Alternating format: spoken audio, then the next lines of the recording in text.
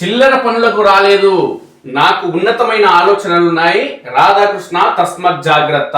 ఇప్పటికైనా రాధాకృష్ణ రాసిన వార్తలు ఏవైతే ఉన్నాయో అవి అబద్ధాలని చెప్పి ఆయన ఆలోచన చేసుకొని తిరిగి నిజం నేను చేసింది తప్పు అని కరెక్ట్ పొరపాటున ఆ వార్త రాసిన ఇక నేను సరిచేస్తానంటూ మరి సరైన వార్త రాయాలంటూ రాధాకృష్ణకు డిప్యూటీ సీఎం బట్టి విక్రమార్క ఒక విధంగా వార్నింగ్ ఇవ్వడం జరిగింది. అది ఏంటనేది ఒకసారి చూద్దాం. చిల్లర పనులకు రాలేదు, నాకు ఉన్నతమైన ఆలోచనలు ఉన్నాయి. రాధాకృష్ణ ఇప్పటికైనా వాస్తవాలు గమనించాలి. పొరపాటు రాసినట్లు ప్రచురిస్తారని నేను భావిస్తున్నా. వ్యక్తిత్వ హననానికి పాల్పడితే ఊరుకోను, తస్మత్ జాగ్రత్త. సింగరేణిలో టెండర్లన్నింటిపైన సిట్తో విచారణ జరిపేందుకు ప్రభుత్వం సిద్ధం. హరీష్ రావు లేఖ రాస్తే సీఎంతో మాట్లాడతా. సైట్ విజిట్ సర్టిఫికెట్ నిబంధన పాతదే. శోధ కంపెనీ సుజన్ రెడ్డి బీఆర్ఎస్ నేత అల్లుడే. 25 టెండర్లలో 20 టీఆర్ఎస్ ఇచ్చినవే. మేము వచ్చాక కేటాయించిన టెండర్లు కూడా కేసీఆర్ వర్గీయులకే దక్కినాయి అంటున్నాడు బట్టి విక్రమార్క. మరి మీరు వచ్చిన తర్వాత ఆలకెందుకు పోయినాయి సార్? అదేవిధంగా సింగరేణి నిబంధనలు మారుస్తాం, కేంద్ర రాష్ట్ర ప్రభుత్వాలు కలిసి సంస్థను రక్షించుకోవాలంటూ కేంద్ర మంత్రి కిషన్ రెడ్డి పేర్కొన్న వార్త. అయితే రాధాకృష్ణ పైన బట్టి విక్రమార్క గరం ఎట్టెట్లయిందో ఏమేమైందో ఒకసారి చూద్దాం. తాను చిల్లర పనులకు చిల్లర కార్యకలాపాల కోసం రాజకీయాల్లోకి రాలేదని ఉప ముఖ్యమంత్రి బట్టి విక్రమార్క అన్నారు. తనకు ఉన్నతమైన ఆలోచనలు భావాలు ఉన్నాయని తెలిపారు. అందుకే ఈయన మంత్రిత్వ శాఖ ముందర ధర్నా నిర్వహించారు.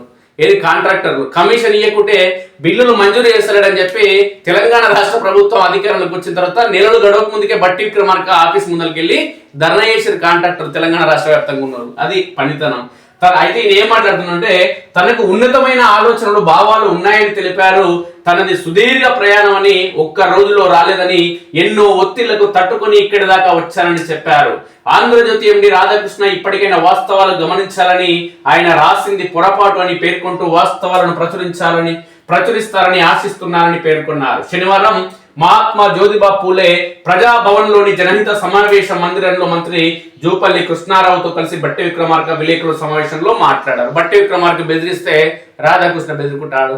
అప్పుడున్న జగన్మోహన్ రెడ్డి రౌడీకే బెదిరుకోవాలి. ఇక్కడ ఉన్నటువంటి కేసీఆర్ సెంటిమెంట్ రగిలింపి అనేక మందికి సంబంధించి ఆయన అంటే తెలంగాణ రాష్ట్రంలో టీడీపీ మీద విష ప్రచారం చేసి ఆ పార్టీని ఖతం చేసి కాంగ్రెస్ పార్టీ మీద ఖతం చేయాలనే కోణంలో ఆ పార్టీలోని వాళ్ళని టీఆర్ఎస్ పార్టీలో చేర్చుకుని బీఎస్పీ పార్టీకి సంబంధించిన వాళ్ళు గెలిస్తే ఎమ్మెల్యేలుగా వాళ్ళని పార్టీలో చేర్చుకుని టీడీపీ వాళ్ళని ఖతం చేసి ఇవన్నీ చేసినటువంటి కేసీఆర్ తెలంగాణ రాష్ట్రంలో సెంటిమెంట్ రగిలించి ఎవరైనా ఖతం చేసే వ్యక్తి. కేసీఆర్ కూడా భయపడలేదు రాధాకృష్ణ. ఈ బట్టి విక్రమార్కకి ఎందుకు భయపడతారు చెప్పండి? అయితే ఈయన భయపెట్టేయాలని చూస్తున్నాం. శనివారం మంత్రి జూపల్లితో కలిసి విలేకరుల సమావేశంలో మాట్లాడారు. ఈ సందర్భంగా రాధాకృష్ణ గారు ఇప్పటికైనా వాస్తవాలు గమనించాలి. మీరు రాసిన కథనాలన్నీ తప్పు అని వాటిని తిరిగి ప్రపంచానికి తెలంగాణ ప్రజలకు తెలిసేలా మళ్ళీ తిరిగి రాస్తారని నేను కోరుకుంటున్నట్టు ఈయన బట్టి విక్రమార్క ఏం చేసిండు? ప్రెస్ మీట్ పెడితే రాధాకృష్ణ మళ్ళీ రాసింది ఇవాళ ఆదివారం కొత్త పలుకుల. నేను 100% కరెక్ట్ రాసిన బట్టి విక్రమార్క, నీ మాటలకు నేను భయపడను, ఉన్న వాస్తవాలు నేను రాసిన దాంట్లో నేను వెనక్కి తగ్గేది లేదంటూ రాధాకృష్ణ పేర్కొంటున్నాడు. ఇక ప్రజలకు తెలియజేస్తారని నేను భావిస్తున్నా, అలా జరగకపోతే నా పరువు ప్రతిష్టలకు భంగం కలిగినట్లే. 40 ఏళ్లుగా పోగేసుకున్న నా వ్యక్తిత్వ హననం జరిగింది. ఇది తగదు. నేను చిల్లర పనులకు చిల్లర కార్యకలాపాలకు రాలేదు. నాకు వేరే ఉన్నతమైన ఆలోచనలు భావాలు ఉన్నాయి. వాటిని అమలు చేసుకుంటూ పోవాలి. కాబట్టి నేను స్పష్టంగా చెబుతున్నా, నేను పోగేసుకున్న నా వ్యక్తిత్వాన్ని నువ్వు ఒక్క రోజుతో ఒక్క కలంతో కాలరాస్తా అంటే చూస్తూ ఊరుకోవడానికి సిద్ధంగా లేను. నేను వ్యక్తిగతంగా ఈ రాష్ట్ర ఉప ముఖ్యమంత్రిగా అడుగుతున్నా, మీరు రాసింది పొరపాటు అని తిరిగి వాస్తవాలను ప్రచురిస్తారని భావిస్తున్నా. మీ అవసరాలు వ్యక్తిగత ప్రయోజనాల కోసం రాష్ట్రంపై సింగరేణిపై తప్పుడు ప్రచారం చేయొద్దు. మీకేమైనా అనుమానాలుంటే నా ఇంటి తలుపులు 24 గంటలు తెరిచే ఉంటాయి. ఏ సమయంలో వచ్చి తలుపు తట్టినా చాలు, వాస్తవాలు బయట పెట్టడానికి సిద్ధమని బట్టి విక్రమార్క అన్నారు. బట్టి విక్రమార్క గారు రాధాకృష్ణ భయపడు సారు, ఆయన సంగతి నీకు సగమే తెలిసినట్టుంది నాకు తెలిసి. ఎందుకంటే కేసీఆర్ ఆయన మహానాయకుడు, తెలంగాణ ఉద్యమ నాయకుడు, తెలంగాణ తెచ్చినాడు అని చెప్పి కేసీఆర్ ముఖ్యమంత్రిగా ఉన్నప్పుడు తెలంగాణ రాష్ట్రంలో ప్రతిపక్ష పార్టీలు లేవు, ఏవీ లేవు. వన్ మ్యాన్ షో ఉండే. ఆయనకే భయపడలే రాధాకృష్ణ. ఒకటే టైంలో జగన్మోహన్ రెడ్డి కూడా అదే సమయంలో ఆడ ఏపీ ముఖ్యమంత్రి. ఆయన రౌడీ కథ, కార్ఖానా మర్డర్లు ఇంకానే తెలిసినవి, సొంత బాబాయ్ ఏమైండు ఏం కథ అని అందరు తెలిసి ఆయనకు భయపడలే, కేసీఆర్ భయపడలే. నీ దగ్గర ఏముందని చెప్పి ఆయన భయపడతాడు చెప్పు. ఇంకా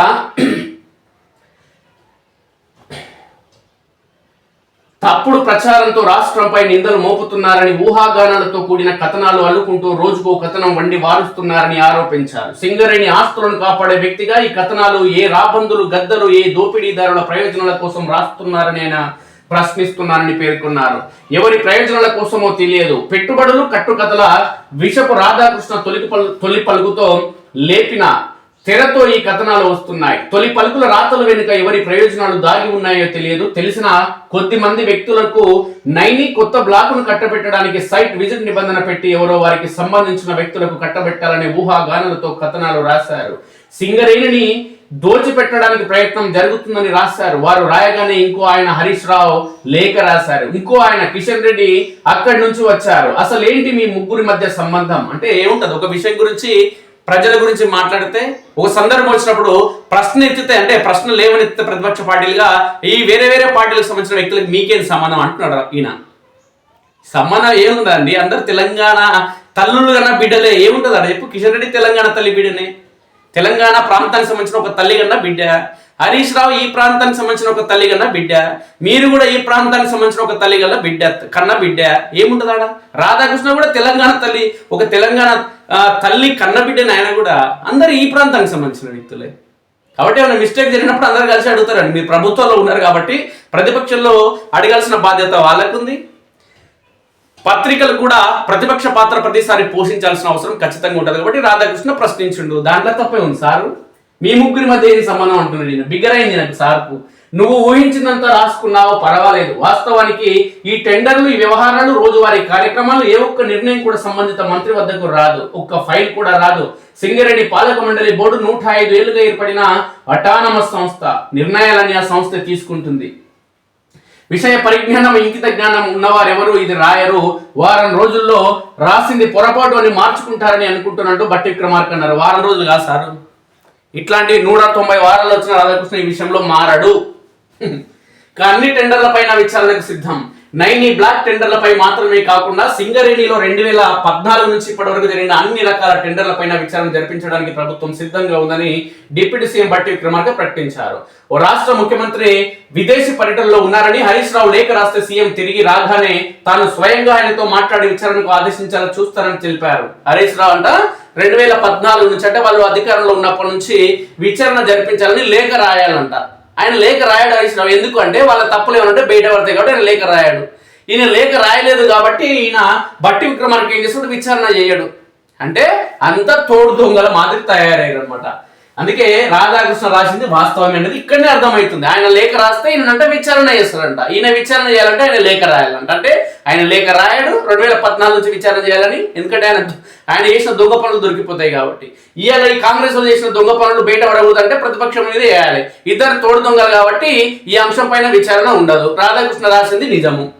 ఇక సింగరేణిపై కొన్ని కట్టుకథలు, కొన్ని రాతలు, కొన్ని లేఖలు, కొన్ని రివ్యూలు, అంతిమంగా 42,000 మంది రెగ్యులర్ ఉద్యోగులు, 30,000 మంది అవుట్సోర్సింగ్ ఉద్యోగుల మానసిక స్థైర్యాన్ని దెబ్బతీసేలా అపవాదులు ప్రచారం చేస్తున్నారు. హరీష్ రావు లేఖ రాయడం మంచిదే అయింది. నేను ఒక్కడినే వాస్తవాలు చెబితే ఎట్లా? లేఖ రాశారు, వాళ్ళు ఎగ్జామినేషన్ చేస్తున్నారు, దీన్ని స్వాగతిస్తున్నా. రాష్ట్ర ప్రజలకు, దేశ ప్రజలకు కూడా వాస్తవాలు తెలియాలంటున్నాడు బట్టి విక్రమార్క. ఇక అదే విధంగా కేవలం కొంతమంది వ్యక్తిగత ప్రయోజనాల కోసం ఆస్తులను పెంచుకోవడానికి వ్యక్తులపై అడ్డగోలు ప్రచారం చేస్తున్న వారి వాస్తవ రూపం బయటికి రావాలని బట్టి విక్రమార్క వ్యాఖ్యానించారు. సైట్ విజిట్ నిబంధన పాతదే. టెండర్ల నిబంధనలు చేసేవారు విధిగా సైట్ ను సందర్శించి ఆ సైట్ ను సందర్శించినట్లు సర్టిఫికెట్లు పొందడం అనే నిబంధనలు పాతవేనని డిప్యూటీ సీఎం బట్టి అన్నారు. కాంట్రాక్ట్ ఇచ్చేటప్పుడు సైట్ విజిట్ అనేది తాము కొత్తగా పెట్టిన నిబంధన కాదని, కోల్ ఇండియాతో పాటు ఎన్ఎండిసి ఆయిల్ కంపెనీలు, ఇతర ప్రధాన కంపెనీలు ఇప్పటికీ నిబంధన ఉందని చెప్పారు. సింగరేణి సంస్థ నైని బొగ్గు బ్లాక్ కాంట్రాక్ట్ విషయంలో కాంట్రాక్టర్లు ముందుగా సైట్ విజిట్ చేయాలని, ఈ మేరకు గని అధికారుల నుంచి సైట్ విజిట్ సర్టిఫికెట్ పొందితేనే కాంట్రాక్ట్ లో బిడ్డింగ్ చేయడానికి అర్హత కల్పిస్తూ నేనేదో కొత్త నిబంధన పెట్టినట్టు ఆంధ్రజ్యోతి రాధాకృష్ణ పేర్కొన్నారు. ఈ నిబంధన దేశంలో మరెక్కడా లేదని, కేవలం కొందరు బట్టి విక్రమార్కకు చెందిన వారికి కాంట్రాక్ట్ అప్పగించడానికి ఇలా చేశారంటూ కట్టుకథలు, పిట్టకథలు అని వార్త ప్రచురించారు. బట్టి విక్రమార్క ఈ సందర్భంగా ఈ అంశానికి సంబంధించి విమర్శించారు. 2018, 2021, 2023లో కోల్ ఇండియా అనుబంధ సంస్థ అయిన PDIL central planning and design institute limited రూపొందించిన సింగరేణి టెండర్ డాక్యుమెంట్ లో ఇతర కేంద్ర ప్రభుత్వ రంగ సంస్థలైన NMDC, IIT, IIM, ఫైనాన్స్ విభాగం, డిఫెన్స్ విభాగం, గుజరాత్ రాష్ట్రంలోని ప్రభుత్వ రంగ సంస్థలు ఇతర చాలా కంపెనీల్లో చాలా ఏళ్లుగా సైట్ విజిట్ నిబంధన ఉందన్నారు. ఈ మేరకు ఆయా కంపెనీలకు సంబంధించిన టెండర్ లేఖలను రూపొందించారు. ఇక సింగరేణిలో డీజిల్ సరఫరాను కాంట్రాక్టర్లకే అప్పగించడం ద్వారా మరో కుంభకోణానికి తెరలేపారన్న హరీష్ రావు ఆరోపణలు డిప్యూటీ సీఎం ఖండించారు. ఇక డీజిల్ సరఫరా విధానంలో మార్పులు కూడా తమ హయాంలో జరగలేదని 2022లోని అప్పటి బీఆర్ఎస్ ప్రభుత్వ హయాంలో ఈ విధానం అమల్లో ఉందని తెలిపారు. GST విధాన మార్పులు డీజిల్ దొంగతనాన్ని నివారించడానికి నిర్ణయం తీసుకున్నామని తెలిపారు. రాష్ట్ర వ్యాప్తంగా దేశవ్యాప్తంగా కాంట్రాక్టుల్లోని ఈ పద్ధతి అమల్లో ఉందని బట్టి పేర్కొన్నారు. 25 టెండర్లు 20 బీఆర్ఎస్ హయాంలో కట్టబెట్టినవే. సింగరేణిలో ఓవర్ బర్డెన్ తొలగింపులకు సంబంధించి 25 మంది కాంట్రాక్టర్లు పనిచేస్తుండగా వారిలో 20 మంది బీఆర్ఎస్ హయాంలోని టెండర్లు దక్కించుకున్నారని డిప్యూటీ సీఎం బట్టి పేర్కొన్నారు. మిగిలిన 5 4 టెండర్లు తాము కేటాయించామని వాటిలో ఒకటి VKOC 2 ప్రాజెక్టు 2022 అక్టోబర్లో షోదా కంపెనీకి దక్కిందన్నారు. మందమరిలోని కళ్యాణకని ఓపెన్ కాస్ట్ ప్రాజెక్ట్ విద్యాసాగరరావు కుటుంబానికి చెందిన ఎక్స్ప్రెస్ వేకు దక్కిందని దానికి MD దీక్షితురావు అని తెలిపారు. అదే ప్రతిమా శ్రీనివాసరావు వినోద్రావు అంటే మాజీ ఎంపీ మేనల్లుడుకు చెందినదని తెలిపారు. ఇక RGOC2 ప్రాజెక్ట్ C5 ఇంజనీరింగ్ కంపెనీకి దక్కిందని దీనికి డైరెక్టర్లుగా నిశాంతరావు, మదన్ మోహన్ రావు, మాజీ ఎమ్మెల్సీ సుధాకర్ రావు కుమారుడు ఉన్నారని వీరు కేసీఆర్ హరీష్ రావుకు బంధువులని తెలిపారు. ఇక SRPOC 2 ప్రాజెక్టు హర్ష కన్స్ట్రక్షన్ మాజీ ENC మురళీధర్ రావు, హరీష్ రావుతో సంబంధాలు ఉన్న కంపెనీకి దక్కిందని వెల్లడించారు. మొత్తానికి దొంగలు మీరే అంటారు తప్ప మేము మాత్రం దొంగలు అని అంటారు, ఒప్పుకుంటలేరు. సుజన్ రెడ్డి కంపెనీకి సీఎం కు సంబంధం లేదు అంటే వీళ్ళంతా పత్తిత్తులు TRS లో దొంగలు. వాళ్ళు TRS లో దొంగలు అయితే వాళ్ళ మీద చర్యలు తీసుకోవాలి కదా సార్. ఇప్పుడు మీరు అధికారంలో ఉన్నారు కదా, మీరు వైఎస్ రాజశేఖర రెడ్డి శిష్యులు కదా, మీరు తప్పులు చేయరు కదా, మీరు మరి తప్పు చేసిన మీద చర్యలు తీసుకోవాలి కదా సార్. సింగరేణి సంస్థ టెండర్లను ముఖ్యమంత్రి బావమరిది కట్టబెడుతున్నట్లు కట్టుకథను ప్రచారం చేస్తున్నారని బట్టి విక్రమార్క ఆక్షేపించారు. వారు చెబుతున్న సుజన్ రెడ్డి కంపెనీ షోదా కన్స్ట్రక్షన్స్ కు MD దీప్తి రెడ్డి అని తెలిపారు. ఆమె బీఆర్ఎస్ మాజీ ఎమ్మెల్యే కందాల ఉపేందర్ రెడ్డి కుమార్తె అని తెలిపారు. ఆమె భర్త సుజన్ రెడ్డి అని ఉపేందర్ రెడ్డికి అల్లుడని వివరించారు. సింగరేణి వ్యాప్తంగా పలు కాంట్రాక్టు పనులు నిర్వహిస్తున్న 5 ప్రముఖ కాంట్రాక్టర్లు కూడా బీఆర్ఎస్ నేతలకు బంధువులు లేదంటే సన్నిహితులని తెలిపారు. మరి తప్పులున్నాయి, తప్పుడు మార్గంలో వాళ్ళకి కాంట్రాక్టులు వస్తే అవి రద్దు చేయొచ్చురా సార్. ఇవన్నీ ఏమి చేయవు. మేము దొంగలమని మీరు దొంగలని వాళ్ళంటే కాదుగా మీరే దొంగలని వీళ్ళు అంటున్నారు. కాకపోతే ఏంటంటే అందరూ తోడు దొంగలు అనేది రాధాకృష్ణ అంటున్నాడు. పాపం రాధాకృష్ణ మాత్రం ఏం చేస్తాడు చెప్పండి. ఉన్న వాస్తవాలను కూడా రాయకూడదని అంటే రాయడానికి ఇంకా కథ ఏమో అడ్డొస్తాయనంటే ఎట్లా సార్.